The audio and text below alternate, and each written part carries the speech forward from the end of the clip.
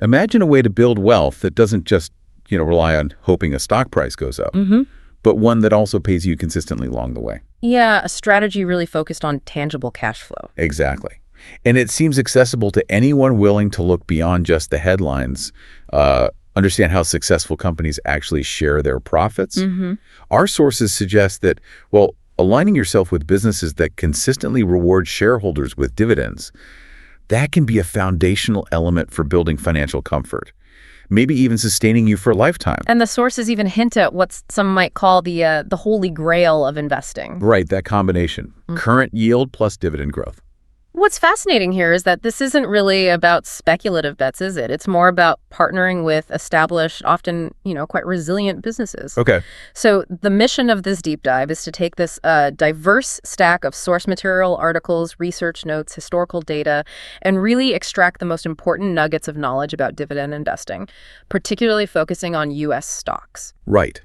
We want to help you understand the core mechanics, explore the key metrics analysts use. Yeah, look at how market cycles impact these strategies, discuss ways to manage risk, and maybe even touch on navigating portfolio withdrawals, especially for income in retirement. And we'll be categorizing these income generators into different tiers, what some lists call the champions, contenders, and challengers. We'll dig into what makes companies fit into each category. And discuss why each might be attractive or sometimes, maybe a bit riskier for a portfolio. Okay, so let's unpack this core idea then. Dividend investing. At its most basic, fundamental level, it's about buying and holding shares of companies that pay out a slice of their earnings directly to shareholders. Typically every quarter, right? Yeah, usually quarterly. And you mentioned that holy grail idea, current yield plus dividend growth. Why is that specific combination so, emphasized in our sources? If we connect this to the bigger picture, current yield, that gives you immediate cash flow. You get income right now. Dividend growth, though, that's crucial because it means that income stream has the potential to actually increase year after year. So it keeps up. That's the hope. This rising income stream is absolutely vital for fighting inflation and, maintaining your purchasing power over the long haul. That dual benefit, getting paid today and potentially getting paid more tomorrow, that's what makes this approach pretty powerful for building both wealth and a sustainable income stream. So you're not just sort of passively waiting for the stock price to go up. You're benefiting in two pretty distinct ways. Exactly. You get the direct cash payment from the dividend, and you also have the potential for the stock price itself to climb over time. That's your capital gain. Right. Unlike owning a stock that doesn't pay dividends, where your whole return really hinges on selling shares higher later. Yeah, you need that price jump. Right. A dividend stock offers these two potential avenues for profit at the same time. It's a tangible return you receive regularly, pretty much regardless of what the market's doing day to day. And receiving those dividends, it feels like a real share in the company's ongoing success, doesn't it? More direct. It absolutely does. Instead of having to, say, sell off a piece of your ownership whenever you need cash, which can trigger taxes, fees, dividends let you tap into the company's profitability on a usually predictable schedule, say every 3 months, without actually reducing the number of shares you own. If you don't need that income right away, you can put it back to work. Precisely. That dividend cash flow can be reinvested, often automatically through what they call DRAPs, dividend reinvestment plans. Right. You use it to buy more shares of the same company, or you could direct that cash elsewhere. But that process, reinvesting dividends, it really accelerates the compounding effect. It allows your ownership stake and, crucially, your future dividend payments to grow exponentially over time, even if you're not adding fresh cash. You mentioned inflation earlier. That's always a concern. How does an investment that pays dividends help with the rising cost of living? This is really where the dividend growth part of that holy grail becomes so important. Historically, profitable companies committed to dividends, they tend to increase those payouts annually. It's not just a fixed payment. No, exactly. It's not static like, say, an old bond coupon. As companies grow, as their profits increase, they can often afford to pass some of that success along by raising the dividend. Over the long term, this increasing income stream has a pretty good track record of keeping pace with and sometimes even beating inflation. So it protects your buying power. That's the goal. It offers a crucial layer of protection that many fixed income investments just can't match over decades. And the sources point out that in periods of really low interest rates, like the environment back in early 2015 they described. Yeah, when bond yields were tiny. Dividends became even more attractive as a source of current income. Absolutely. When you're struggling to find, meaningful income from traditional bonds or savings accounts, dividend stocks step in to provide that cash flow. That yield difference makes them particularly valuable in a low-rate world. It offers income potential you just couldn't easily get elsewhere without taking on maybe a lot more risk. So the appeal is definitely clear. But like you said, you can't just buy any stock that happens to put dividend. Our sources really hammer this point. Yeah. You've got to look past the headline yield. Yeah, you have to examine the company's underlying health, the sustainability of that payout. So how do you tell the difference between a genuinely strong dividend payer and one that might be, well, maybe in trouble? That's the key question, isn't it? Just chasing the highest yield, that can be a major pitfall. It often leads investors straight into what they call value traps. Value traps? Yeah, companies paying out an unsustainably high percentage of their earnings just to lure buyers in. But they're likely heading for a dividend cut down the road. You really have to look under the hood.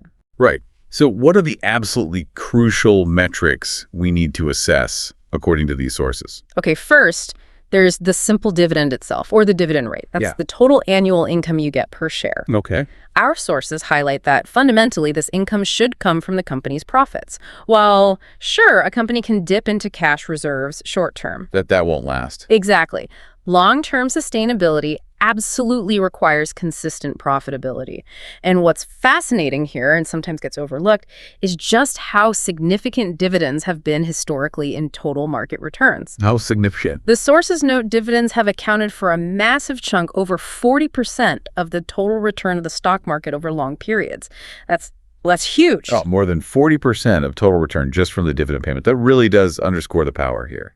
Okay. So beyond the dividend amount itself, what's the next key metric? That would likely be earnings per share, or EPS. You calculate this by taking the company's total profit and dividing it by the number of shares outstanding. It's widely seen as a primary driver of a stock's price and its underlying value. The sources give a simple example. $4 million in profit, 2 million shares, that's $2 EPS. It's basically how much profit each share represents. And EPS directly leads into the price-to-earnings ratio, or PE, right? Yes, that's simply the current stock price divided by the EPS. It tells you how much investors are willing to pay for each dollar of a company's earnings. Generally speaking, a lower PE ratio is seen as a sign of better value. You're paying less relative to the profit. But our sources make a pretty compelling case for another metric that some analysts maybe even prefer over traditional EPS. Yes. Cash flow per share. This is where we get maybe a deeper look into the company's financial plumbing, you could say. Cash flow per share is usually calculated as operating cash flow minus any preferred dividends, then divided by the number of common shares. It's the actual cash generated by the core business operations available after necessary spending and obligations. And why do some analysts, like Value Line mentioned in the sources, often prefer looking at cash flow? Well, what's really interesting here is that cash, it's just much harder to manipulate than reported earnings. Accounting rules, while designed to be accurate, they do involve estimates, accruals, things that can sometimes be adjusted. Might make things look a bit better. Potentially, yeah. It might present a slightly rosier picture of profitability than the actual cash situation really warrants. Cash flow gives you a more tangible, arguably more accurate measure of the financial strength of the business model. And crucially, its genuine ability to generate the cash needed to sustain and grow the dividend, reinvest, pay down debt, weather storms. It's the real fuel in the tank. Our sources even provide that data table, looking at companies like Walmart, ExxonMobil, PepsiCo, P&G, AT&T, 3M. Yeah, from 2006 to 2014. And looking at their cash flow per share figures over those years, you see this remarkable picture of consistency, even growth for many of them, even through the big financial crisis in 08-09. Exactly. That table visually reinforces the point. It shows which companies were consistently generating robust cash flow year after year.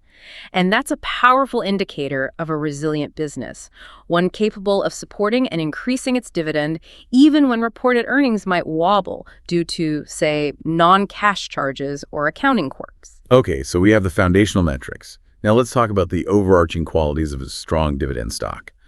What characteristics should we really prioritize when we're looking for potential candidates? The sources strongly advocate starting with companies that have a demonstrated history, a long track record of paying consistent and, just as importantly, rising dividends. That history matters. It really does. It's not just a nice to have. It's a powerful signal about management's commitment and the business's underlying health. It significantly lowers the risk of a painful dividend cut down the line. And it's definitely not just about grabbing the highest current yield you can find, right? No, absolutely not. That's a common mistake. Right. While yield is part of the holy grail, you absolutely must consider the total return potential. Meaning yield plus. Plus, the potential for the stock price itself to appreciate over time. If you focus only on the highest yield, you might end up with companies whose high payout is unsustainable. Or maybe their stock price is just tanking because of fundamental business problems. That could easily wipe out any income benefit. So a key quality then, to assess that sustainability, is the dividend payout ratio. Right. This ratio tells you how much of a company's profit is being paid out as dividends. You calculate it as the annual dividend amount divided by the consensus earnings per share. Our sources suggest targeting a payout ratio of, say, 65% or less. 65% or less. And critically, they recommend looking for a company where this ratio has been relatively consistent over the past 10 years. You want to avoid those with wildly fluctuating or rapidly climbing ratios. And generally, lower is better for the payout ratio. In most cases, yes. A lower ratio means the company is retaining a larger chunk of its earnings. This provides a cushion, a margin of safety during tough economic times, makes a dividend cut less likely. And leaves money for growth. Exactly. It also means the company has more capital available to reinvest back into the business for future growth, or pay down debt, or buy back shares, all things that can ultimately benefit shareholders. If the ratio is consistently too high, say above 65% for years, Warning sign. yeah, it signals there's not much room for error if earnings dip. And it might mean they're not reinvesting enough for the future. Now, conversely, an extremely low payout ratio might suggest the company isn't really prioritizing income investors, but that's less common among established dividend payers. You can usually find this ratio pretty easily online or calculate it yourself. Got it. And when we look at the dividend yield itself, is there a target benchmark? Like, what's a good starting point? The sources suggest a simple rule of thumb. Look for a dividend yield that is at least 50% greater than the current yield of the S&P 500. Okay, 50% higher than the S&P 500. So if the S&P 500 is yielding, say, 1.8%, you'd be targeting stocks yielding 2.7% or more. Another useful benchmark, especially in those low-rate environments like 2015, is the yield on the 10-year U.S. Treasury bond. You generally want your dividend stock yield to be comfortably higher than what you could get from relatively risk-free government debt. Makes sense. Yeah. And the second part of that holy grail, dividend growth, what's the standard we should look for there? Dividend growth is absolutely essential for maintaining purchasing power over time. The sources recommend looking for companies with a track record of 10 consecutive years of dividend increases. 10 years straight. And importantly, those increases should average 5% or more annually over that period. At the very minimum, the growth rate really needs to outpace inflation, ideally at least 2% per year, just to ensure your income isn't actually losing value over time. Are there situations where maybe a stock with slower dividend growth might still be okay or even attractive? Yes, there can definitely be a trade-off there. Some very large established companies with really high current yields, think AT&T, Verizon, or maybe certain utilities like Consolidated Edison mentioned in the sources, they might have slower dividend growth rates. These can still be attractive for investors who are prioritizing maximum current income right now. But you just need to be aware that the growth component and therefore the inflation protection might be less robust compared to companies with maybe lower starting yields but faster growth. It's just a different profile for a different income need. What about the company's financial foundation, like the balance sheet, debt? Oh, absolutely critical. You definitely want to examine the balance sheet. A manageable debt-to-equity ratio is key. Companies loaded up with excessive debt can really struggle to maintain dividend payments, especially if the economy turns down or interest rates rise. And cash. Equally important, yeah. Look for companies with plenty of cash on the balance sheet. Why is a big pile of cash so reassuring for dividend investors? Well, cash provides immense flexibility and a significant margin of safety. A company with a lot of cash can use it to service its debt, keep investing in the business, even if earnings dip temporarily, maybe repurchase shares. Which helps shareholders. Right. And most importantly for income investors, it helps ensure the dividend payment can be maintained even if profits wobble for a quarter or two. Our sources highlight those examples from early 2015 that really show this. P&G with $10 billion in cash, PepsiCo $7 billion, Chevron $14 billion, Intel $15 billion, and J&J with an impressive $33 billion. That kind of cash cushion speaks volumes about a company's stability and its commitment to the dividend. Beyond just the numbers, what about the actual business the company is in? Does that matter? The sources definitely advocate for companies with a simple-to-understand business model. Companies selling familiar products or services that people need pretty consistently, almost regardless of the economic climate. Like consumer staples. Exactly. They give examples like Kimberly-Clark, Procter & Gamble, Coca-Cola, Johnson & Johnson. Investing in businesses you actually understand that have resilient demand can provide a really solid, understandable foundation for a dividend portfolio. You know how they make money, which just adds a layer of confidence. Okay, and finally, there's a metric that relates directly to volatility: low beta. Yes, this is a crucial point, especially when we talk about risk management later on. Beta is basically a measure of a stock's price volatility relative to the overall market, usually the S&P 500, which itself has a beta of 1.0. So below 1.0 is less volatile. Correct. A stock with a beta below 1.0 is expected to be less volatile than the market.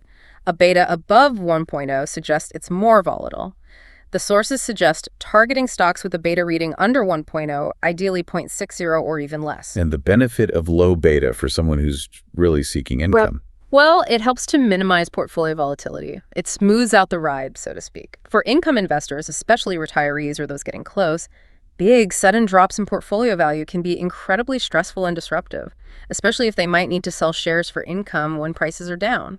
A lower beta portfolio aims to still capture some market upside, but crucially, decline significantly less during downturns. And our sources mention studies indicating that low beta stocks have, maybe surprisingly to some, shown a tendency to actually outperform the broader market over the long run, in addition to providing that calmer experience. Any examples of these low beta dividend stocks? Yeah, they list some from early 2015 with notably low betas. Colgate-Palmolive at 0.43, General Mills 0.6, Johnson & Johnson 0.48, Coca-Cola 0.47, and AT&T 0.56. So building a portfolio that's tilted towards lower beta names, especially when markets feel expensive, is presented as a really practical way to control risk. Okay, so we have a really clear picture now of the qualities and metrics of a strong dividend stock. This leads nicely into how some investors categorize these companies into different tiers, right? Moving from the most seasoned dividend growers down to those still building their track record. The sources mention that CCC list framework: champions, contenders, and challengers. Yes, this categorization, particularly the one highlighted in the Reddit source, is a pretty popular way for investors focused specifically on dividend growth to sort through potential candidates. You'll find other similar lists too, like achievers, aristocrats, kings, but the CCC lists champions, contenders, challengers, gives a framework based on the number of consecutive years a company has increased its dividend. Okay, let's start at the top then. Maybe the dividend aristocrats. They sound pretty established. They are. The definition provided in our sources for dividend aristocrats is quite specific. They're a group of companies within the S&P 500 index that have increased their dividend for 25 or more consecutive years. Just S&P 500 companies? For the aristocrats list, yes. Yeah. And there's even an ETF, ticker symbol NOBL, that specifically tracks only this exclusive list. It's a very selective group. And then there are the Dividend Champions. Are they the same thing, or? There's definitely significant overlap, but they are slightly different. Dividend champions are defined more broadly as companies that have increased their dividend for at least 25 consecutive years. So, not just S&P 500. Exactly. The champion list is broader than the aristocrats list. While all aristocrats are champions, not all champions are aristocrats, because the champion list can include companies outside the S&P 500 or potentially even non-U.S. companies in some lists, although the book excerpt we have focuses on U.S. stocks. That book excerpt from early 2015 highlights a select dividend champions list, and looking at the streak lengths there is, well, it's truly impressive. Wow. Yeah, looking at that list excerpt is powerful. You see companies like 3M with an astonishing 57 years of consecutive increases. American States Water, 60 years. Coca-Cola, 52 years. J&J, also 52. Procter & Gamble, 58 years. Emerson Electric, 58. Genuine Parts Co., 58 years. I mean, these aren't just short-term trends. They represent multi-decade commitments to returning value through rising dividends. It's a real testament to the durability of their businesses and, their management's philosophy over a very long time. Okay, so moving down the list from the champions, we have the dividend challengers. And our sources use the example of VCI properties from that Wide Mode research article as a prime example of a challenger, right? Yes, VCI properties fits that challenger profile quite well. As of the article's date, April 2025, it was a real estate investment trust, a REIT, that had increased its dividend for 8 consecutive years. Only 8 years, so that makes it a challenger. Right. The reason it's a challenger and not a contender or champion is simply because its dividend growth streak is shorter. It was constrained by its relatively recent IPO back in 2018. But despite that shorter history of dividend increases, it sounds like it's already a pretty substantial company. Oh, it certainly is. VCI Properties grew incredibly rapidly. It quickly put together a huge portfolio of properties valued at $37 billion, and it was actually added to the S&P 500 faster than any company before it. So while it's technically a challenger based on its dividend streak length compared to those multi-decade growers, it's already a major player in the market by size and index inclusion. The sources note its investment-grade credit ratings, significant liquidity, $3.3 billion in cash, and those trading details from April 2025 priced around $32.97, trading at about 15.7 times its price to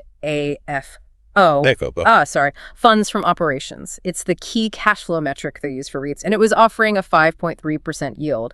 So it's a company on a clear path towards potentially becoming a contender or champion later on if it keeps up that growth streak. Okay, and then sitting between the challengers and the champions are the dividend contenders. Right. The Reddit source mentions that Verizon VZ is included on the contender list. Now, the specific criteria for the contender category, like the exact number of years of consecutive dividend increases needed, it isn't quite as precisely defined in our sources as the 25-plus years for champions aristocrats, or that implied sort of under 10 years for challengers based on VCI. But there's a clue, maybe. There is. The book source does define dividend growth achievers as companies with 10 or more years of consecutive dividend increases. That's on pages 48-49. So it seems highly probable that the contender category within that CCC framework mentioned on Reddit aligns closely with, or is maybe even the same as, this achiever definition, suggesting maybe 10 to 24 years of dividend growth. So this whole CCC list, champions, contenders, challengers, it isn't like an index, say the S&P 500, that you can just buy through a single ETF. That's a really key distinction noted in the Reddit source. The CCC list is a curated list of individual stocks, usually compiled by dedicated investors. There's no specific ETF out there that tracks the entire CCC list as a whole. So what's the advantage then of having such a list of individual stocks rather than just buying a broad dividend ETF? Well, the purpose is really to allow investors to be more selective. It's described as identifying the cream of the crop among dividend growth stocks. The idea is that by picking specific companies from these lists that meet your own criteria, maybe looking for a certain combination of current yield and growth, you can potentially build a portfolio with characteristics that might outperform just buying a broad dividend ETF. Those ETFs might hold companies you'd rather avoid for one reason or another. It lets you customize more. Exactly. It enables a much more tailored approach to building your income-generating portfolio. The Reddit commentary had some interesting insights from actually analyzing the CCC list itself. For instance, one user noted that among the top 50 highest yielding stocks on the list, most had only single-digit percentage dividend growth. Yeah, that observation highlights a really common trade-off you see in dividend investing. Often, stocks with very high current yields tend to have slower dividend growth rates compared to companies with maybe lower starting yields but faster growth. So you choose income now or more growth later? Kind of, yeah. It's something investors need to weigh based on their own income needs and timeline. What's also fascinating from that Reddit source is the observation about the median payout ratio for the entire CCC list in recent history. It had apparently dropped below 40% for the first time back in August 2021 and stayed there. Below 40%. That seems low. It's remarkably low by historical standards. It suggests that, as a group, these dividend growth companies have a very healthy margin of safety. They're retaining most of their earnings, which makes their dividends seem quite sustainable and leaves room for future increases. Okay, now that we know what qualities to look for and how companies get tiered, where do we actually find these dividend-paying stocks? What industries are, common hunting grounds? Well, the general principle, according to the sources, is definitely to build diversified portfolio. Don't put all your eggs in one basket. Aim for, say, a minimum of 20 stocks spread across various industries, focusing on those with predictable earnings and that history of dividend growth. Consumer staples seems like an obvious place to start. Things people buy no matter what. Absolutely. Companies selling everyday necessities, food, drinks, household goods, personal care products, they tend to have pretty stable demand regardless of the economic cycle. This usually leads to more predictable earnings and often that lower beta we talked about. Examples? Food products like Hormel or General Mills, personal products like P&G or Colgate-Palmolive, and even tobacco companies like Altria or Philip Morris. The sources specifically highlight tobacco stocks as being remarkably resilient, almost recession-proof, noting their customers tend to tolerate price increases even if volumes decline, making them consistent cash machines. Utilities are another classic income sector, right? Power, water. Yes, companies providing essential services like electricity, gas, water, they typically operate as regulated monopolies, which requires massive infrastructure investments, so they often carry significant debt. And that makes them sensitive to interest rates. It can, yeah. Because of the debt and the regulated earnings, they often perform best when interest rates are low or falling, as the cost of their debt goes down relative to their income. Consolidated Edison is mentioned as an example with a high yield but typically slower growth. But then you have American States Water, a dividend champion with that incredible 60-year streak, showing there's potential for long-term growth even here. How about telecommunications? Phones, internet. Another big one. This industry involves huge infrastructure costs for building and upgrading networks, like 5G now. Plus, it's seen significant deregulation and innovation. Success really requires large-scale and substantial consistent cash flow. The sources suggest sticking with the established large carriers. Like AT&T and Verizon. Exactly, they're the prominent U.S. examples. AT&T is noted as a champion with 31 years of increases, offering a high yield but slower growth, and also having that desirable low beta. Foreign holdings like Vodafone are also mentioned as possibilities if you want geographic diversification. Oil and gas might seem a bit less stable, maybe more cyclical, given the price swings. It is definitely more cyclical, driven by global supply and demand geopolitical events. It leads to boom and bust cycles. Companies involved in exploration, drilling, production, or the big integrated firms are all sensitive to changes in oil and gas prices. But they can still be good dividend payers. Yes, the large integrated firms especially can be significant dividend payers. ExxonMobil is cited as a champion with 32 years of increases, and Chevron with 27 years. While they're sensitive to energy prices, their sheer scale and cash flow can support those long-term dividend commitments. Our sources also mentioned financials, healthcare, and industrials, often in the context of sector breakdowns in certain dividend ETFs. Right. These sectors also contain plenty of reliable dividend payers. Examples of champions mentioned include Commerce Bankshares and Financials, 46 years, Johnson & Johnson, 52 years, low beta, and Becton Dickinson, 43 years in healthcare, and 3M, 57 years, though noted as having higher beta, and Dover, 59 years in industrials. The point is, dividend growth opportunities are really spread widely across the economy. And finally, real estate investment trusts, or REITs. We saw that with VCI properties earlier. Yeah, REITs are specifically discussed as a potentially high-yield asset class. They invest in and manage income-producing real estate offices, hotels, retail spaces, apartments, warehouses, even things like cell towers now.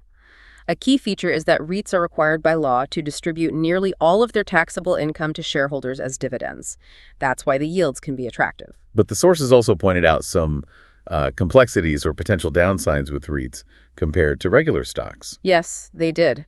They can be a bit more challenging to value than typical operating companies. Analysts often use metrics like funds from operations, FFO, and adjusted funds from operations, AFFO, payout ratios rather than PE, because traditional earnings, the EPS, can be distorted by the huge non-cash depreciation expenses that come with owning lots of property. Okay, so different metrics. What else? Also, and this is important for tax planning, the income from REITs is typically taxed as ordinary income, not as qualified dividends, which means it might be taxed at a higher rate for many investors.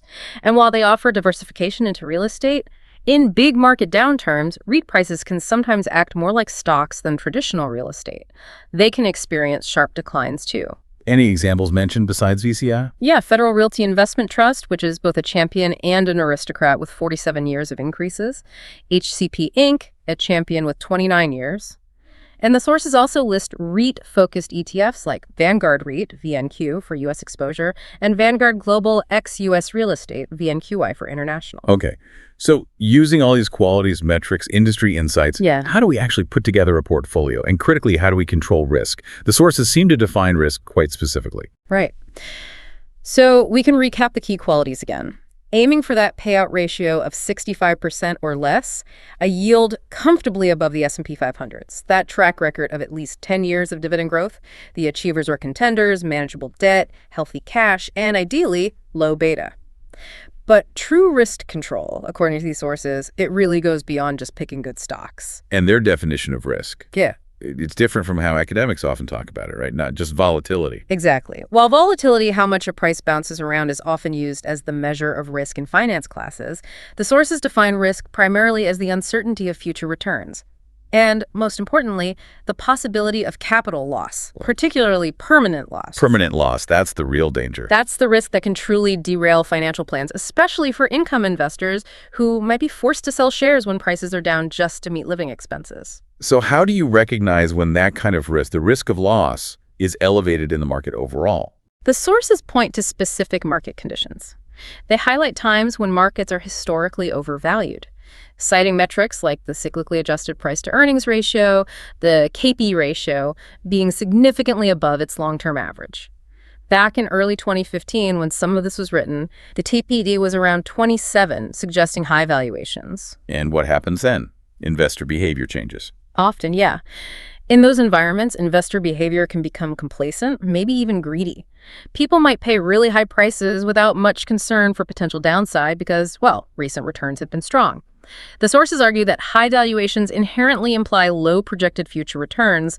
There's simply less room for prices to rise further from already stretched levels. And conversely, when is risk lower, according to this view? Risk, defined as the chance of capital loss and poor future returns, is paradoxically lower when markets are depressed, when prices have fallen significantly, and when fear is widespread among investors. So when everyone else is scared? Pretty much. When others are panic selling because they think the market is too risky due to recent drops, that actually creates opportunities for those who recognize value at those lower prices. As Howard Marks, quoted in the sources, puts it, when everyone believes something is risky, their unwillingness to buy usually reduces its price to the point where it's not risky at all. So the price you pay is key. It's the single biggest determinant of both the risk you're taking and your potential future return. Buying low reduces your risk of loss and increases your potential upside. It's fundamental.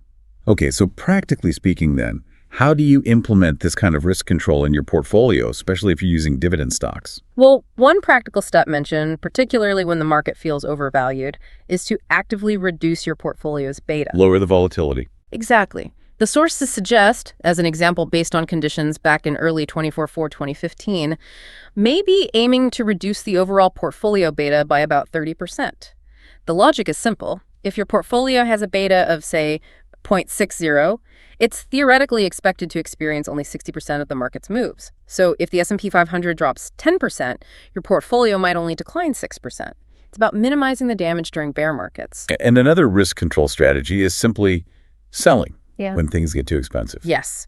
The sources do present selling stocks when the overall market moves well into historically overvalued territory as a valid risk management tactic. Now, it's acknowledged this is more art than science. Start to tell the top. Very hard, and it requires discipline to potentially miss the very last bit of a bull market rally. But the core argument is that by investing defensively, by minimizing those large losses during the inevitable bear markets, you can achieve solid, consistent long-term returns and, crucially, protect the capital base you need to generate income. Because bear markets are inevitable. History shows us that over and over. Absolutely.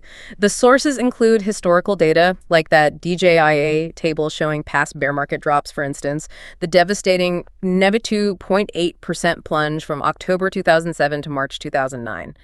Just acknowledging that these cycles repeat and preparing for them is fundamental to long-term success, especially for income investors relying on that capital. This is where those powerful quotes from investment legends cited in the sources really hit home. Warren Buffett's rule #1, never lose money, and rule #2, never forget rule number 1. And his simple but profound advice, be fearful when others are greedy and greedy only when others are fearful. Howard Marks expands on this beautifully with his concept of the investment pendulum, constantly swinging between excessive fear and irrational greed. Opportunities at the extremes. Exactly. He notes the greatest opportunities often lie at those extremes, buying from forced sellers during crashes when fear is rampant, and being highly cautious when euphoria leads others to buy aggressively at nosebleed prices. He stresses the need for discipline, conviction in your own view of intrinsic value, and understanding that sometimes doing the conventional thing, like buying when everyone else is euphoric, is actually the riskiest move you can make. Jeremy Grantham adds that historical perspective too, right? Warning that every great bubble in history has broken. Yeah, he uses that great analogy of throwing feathers into a hurricane. You can't predict exactly when or where each feather will land, but you know with absolute certainty they will eventually come down. This mix of short-term uncertainty but long-term inevitability of market cycles really informs a prudent approach to risk management, especially when markets get extreme. It seems like all these insights point to the idea that managing risk isn't about avoiding ups and downs entirely, No, not at all. but about understanding when risk, the real risk of loss, is genuinely high, often when prices are high and everyone feels great, and then taking protective action, whether that's reducing beta, raising some cash, or selling things that look overvalued. Exactly. The counterintuitive wisdom is that the truly risky time is often when everyone feels safest. And the opportunity arises when everyone else is convinced it's just too dangerous to invest. So given this whole understanding of market cycles, valuations, risk, what are realistic return expectations, especially in different market environments? This seems absolutely critical for income investors planning their lives. Yeah, this is perhaps one of the toughest points for investors emotionally, because as the sources note, our brains often trick us into expecting recent high returns to just keep going forever, especially late in a bull market when valuations are high and confidence is through the roof. Focusing again on that environment described in our sources from early 2015. What were the conditions then, and what did that imply for future expectations? Right. In that specific time period, the market was characterized by pretty high stock valuations, that JP ratio around 27, well above average and historically low bond yields. The 10-year Treasury was yielding only around 2%, intermediate bonds even less, maybe closer to 1%. And the implication of those specific conditions: high stock prices, low bond yields. The sources argued pretty forcefully that, starting from those levels, projected future returns from traditional assets, stocks, real estate, bonds were likely to be very, very low over the subsequent 5 or more years. It was considered highly unlikely you'd see significant capital appreciation from those price levels. So what was considered a prudent, realistic expectation for returns back then in that 2015 environment? The sources basically suggested not expecting much more than the cash flow the portfolio actually generated itself, essentially, the dividends from stocks plus the interest from bonds. In that early 2015 context, this might have translated to realistic annual expectations of maybe 2.5% to 3% before fees or inflation. Significantly higher returns were only considered likely if market prices fell substantially first, during a correction or bear market. So the expected return changes dramatically depending on your starting point, the valuation environment. Exactly. It's completely dependent. If you're investing when prices are depressed, say deep in a bear market, your potential future returns from those low prices are much, much higher. The critical takeaway here, and it's a timeless principle even though the context is dated, is to keep your return expectations grounded in the current market environment. Look at current stock valuations, current bond yields. Don't just rely on historical averages achieved over vastly different market conditions. Why is that so important? It's crucial for managing your spending and cash flow effectively, especially if you rely on your portfolio for income. And it helps avoid that painful mistake of invading your principal because your returns aren't meeting some unrealistic expectation based on the past. This leads directly into a really critical topic for many income investors: safe withdrawal strategies, particularly in retirement. It sounds like the traditional rules of thumb might not always apply, especially in certain market environments. This is probably one of the most important and frankly sobering sections in the source material.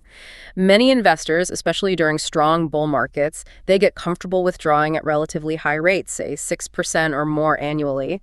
And it seems fine because the portfolio is growing quickly. But that's dangerous. It becomes incredibly dangerous, potentially unsustainable when markets decline, or even if they just flatten out, especially if you started retirement when valuations were high and yields were low. The widely cited 4% rule for retirement withdrawals is a common guideline people hear. Where did that come from?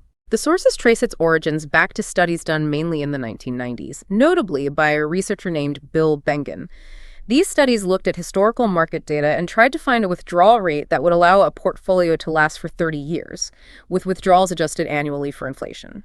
They based it on high historical average returns, typically assuming around 10% a year for stocks and 5.5% for bonds. Under those assumptions, the 4% rule had a high historical success rate. But the sources argue that the 4% rule wasn't necessarily safe anymore, at least not in the context of early 2015. Precisely. The core problem they identified is that the fundamental assumptions behind those 1990 studies, those really high historical average returns, were simply seen as too optimistic when applied to a market environment like early 2015, which again had those low bond yields around 2% and high stock valuations, with KPE near 27. The projected returns starting from that point were likely to fall far short of the historical averages used in the original 4% rule studies. So what did more current, more realistic studies cited in the sources suggest about withdrawal rates in that kind of environment? Well, the sources refer to studies from 2013 by Blanchett, Fink, and Faux, and also Morningstar Research. These modeled withdrawal success rates based on the starting market conditions specifically, bond yields, and equity valuations like CPE.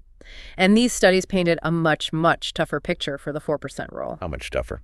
The data presented is pretty stark. For a 30-year retirement portfolio allocated 60% to equities, facing a bond yield of only 2% and a high KPE of 25, the chance of that portfolio lasting 30 years with a 4% initial withdrawal rate adjusted annually for inflation dropped to just 48.5%. Wow, less than a 50-50 chance. Less than a coin flip. That's a dramatic difference from the high historical success rates often quoted for the 4% rule. So what kind of withdrawal rates did those studies suggest for a higher probability of success in that low-yield, high-valuation environment? To get a high probability of success, say, a 95% chance for that same 30-year retirement portfolio, 60% equity, 2% bond yield, CP25, the study suggested the appropriate withdrawal rate needed to be drastically lower, perhaps as low as around 2% annually. Only 2%? Yeah.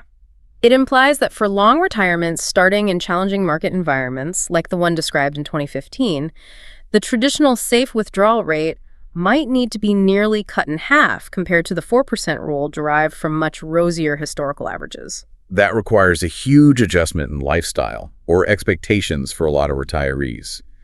What were the specific suggestions then for implementing safer withdrawal strategies, especially for people with a long life expectancy, say more than 50 years? Several suggestions were offered. One was to maybe reconsider increasing the withdrawal amount automatically every year for inflation. Instead, perhaps stick to withdrawing a fixed percentage of the current portfolio value each year. So if the portfolio drops, your withdrawal drops too. Okay, that's one way. Another key suggestion was to be flexible and willing to reduce the withdrawal rate during market corrections or bear markets. For example, if your portfolio value drops by 10% or more, consider cutting back the withdrawal rate to 3%, maybe even less, temporarily.